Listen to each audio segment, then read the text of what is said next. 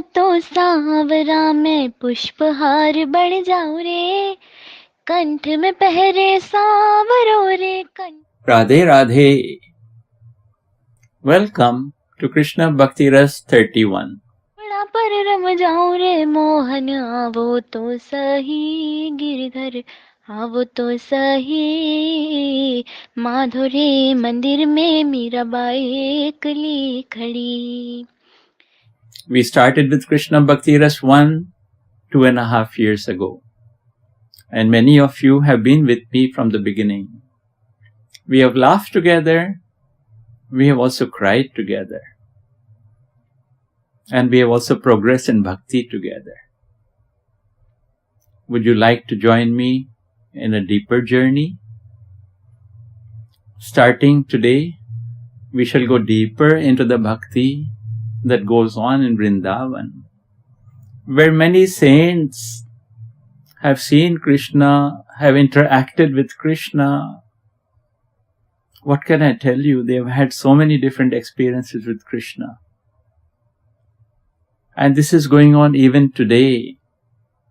And Dr. O.B.L. Kapoor has diligently recorded some of these experiences. And I'll be sharing some of these kathas with you starting today. We start with the katha of Nandkishore Das Goswami. He was in the lineage of Nityananda Prabhu, who had appeared 500 years ago. And Goswami was seventh in line, seventh generation from Nityananda Prabhu. And when he reached marriageable age, he decided to run away from home without telling his parents and go to Vrindavan. He did that because according to custom, if he stayed and he got married, he would have to become the guru and take disciples. He didn't want all those bandhans. He didn't want to be caught up in that. He just wanted to go and spend his time in Vrindavan, pursuing his bhakti. But his parents located where he was, and they asked him to come back. They made him come back. He was forced to get married. He had one child, one son. Then in 1872, he decided to leave for Vrindavan again, for good. And the king of Jodhpur, he had a lot of respect for Nandkishore Das Goswami, and he gave him a lot of land in Vrindavan, in which he could build an ashram, a temple, Goshala, and so Goswami did that. Now Goswami had some devotees, some disciples with him in the ashram, and he had one particular devotee who was very, very pure and simple and innocent. He was a simpleton. His name was Bhondu. Bhondu actually means someone who is very simple. And Bhondu, his duty was to bring the cows for grazing every day. And he would bring them to Bhandirvan daily. And one day, somebody told him that Bhondu, you know, even Nandlala, he brings his cows to Bhandirvan every day for grazing. And Bhondu, being very simple, believed it, and he believed that, wow, he brings, Nandlala comes to Bhandirvan, and I'm going to see him one of these days. He was very happy, he was very joyful. But many weeks passed, months passed, no sign of Nandlala. So Bhondu was now in anxiety. Every day he would go to Bhandirvan, he'd be looking, where is Krishna, where is Nandlala, why can't I see him, why can't I see him? He started crying, he started sobbing for Krishna. And Krishna is very soft. Can he ignore the cry of a soft mind, of a pure mind? He cannot. In fact, today, this morning, I heard it in Dongreji's katha, once again reminding us that if we were to become simple like children, totally simple and innocent, Krishna will come to us. So Krishna appeared in front of Bhondu. And Bhondu was overjoyed. His dream was fulfilled. He saw Krishna, he saw Balram, he saw the cowherds.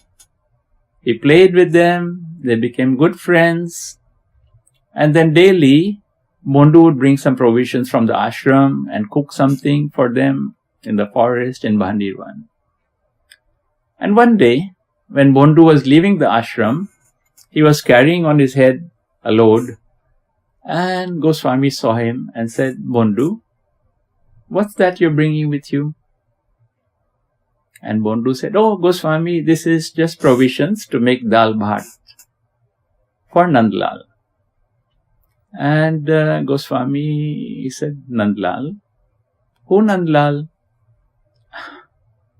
And Bhondu, being the simpleton that he was, said, Goswami, Nandlal, the flute player.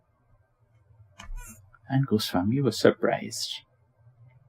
He said, describe him to me, Bhondu.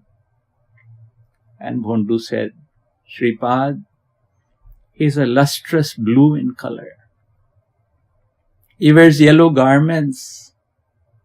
He carries a flute. He wears a peacock feather.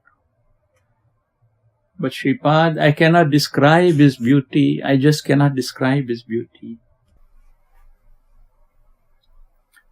Kanha, Kanhaiya, Nandlala, O Murli wala aisi bajaye murali, Muraliya jadu bhari. Dekho kunwar Kanhai, kaisi ras rachai,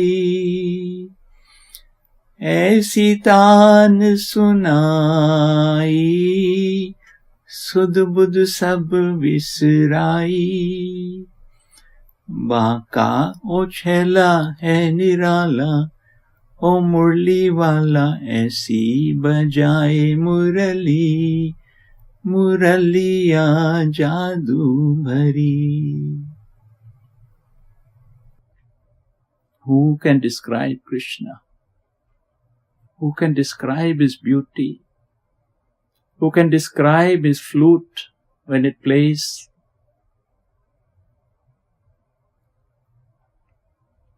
So Shripad was very, very shocked. He was wondering how Bhondu was seeing Krishna. But at the same time, he knew that Bhondu cannot lie because Bhondu is very innocent. So he told him, Bhondu, can you invite Krishna to the ashram? Tell him to come here tomorrow and I will prepare a feast for all of them. And Bhondu said, yes, Goswami, I'll tell him. And I'm sure he'll come. So when he went to Bhandirvan, he met Krishna. And he told Krishna, Krishna, Goswami has invited you to the ashram tomorrow. And he thought that Krishna is going to be very, very happy. But Krishna said, no, I will not come. Bhondu said, but Nandlal, I have promised Goswami and you have to come. Krishna said, no, Bhondu, I have nothing to do with Goswami. And Bhondu was shattered. He could not speak anymore. He started crying and sobbing. And do you know what he did? He separated his cows from the cows of Krishna and he started heading for home. And Krishna was shocked. He did not want to lose the friendship of Bhondu. He started running after Bhondu. Bhondu, where are you going? Bhondu, stop, listen to me. Where are you going? Please try to imagine this scene in your mind. The Lord of Lords, the Supreme Lord, is running after one simple cowherd, Bhondu. Because Krishna in Vrindavan displays no Aishwarya, just Madhurya. He's just love. He wants to love and he loves unconditionally. So he started running and he caught up with Bhondu and breathlessly told him, Bhondu, where are you going? Wait, you didn't understand me. I did not say that I will not meet your Guru, Bhondu. I'll meet him. But what I was saying is that Balram cannot come to the ashram, so ask Shripad to come here to the forest tomorrow. We know Krishna is very clever at making stories, isn't it? Even when he would steal the makhan and the gopis would come complaining, "No, Maiya, I did not eat the makhan. These gopis are all lying." So Bondu was a simpleton and he felt, yes, maybe I made a mistake. He told Krishna, I'm sorry, I did not understand you, and I will bring Shripad tomorrow. So Krishna said, but tell Shripad not to bring anybody, he should come alone. And the next day, Shripad came with Bondu to Mandirvan. He saw Krishna, he saw Balram, he saw the cowherds. His life's mission was fulfilled. His dream had become real. He saw them, he cooked for them, he saw them play, he fed them. But after that, suddenly Krishna, Balram, the cowherds all disappeared. Now Bondu was used to this, but Shripad was not. He fell senseless to the ground. He just could not take it that suddenly he had lost Krishna, he could not see Krishna. He fell to the ground. And in that unconscious state, the senseless state in which he was, Krishna appeared to him.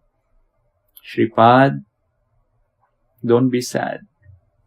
Go back to the ashram and you write about my leelas. You write about the places connected with my leelas. And that's what he did. He has written 2 books which are available even today about Krishna leelas and the places connected with them. So this was the story of Bondu. Can we become a Bondu? Can we become that simple? Can we become that innocent? And the day we can do that, I'm sure Krishna will also run after us. Thank you for listening. Radhe Radhe, Radhe Radhe, Radhe Radhe. नावण लागे सावरो रे, नावण लागे सावरो रे, अंग अंग रम जाऊं रे, वारे अंग अंग रम जाऊं रे, मोहन आवो तो सही गिरधर, आवो तो सही, माधुरी मंदिर में मीराबाई एकली खड़ी।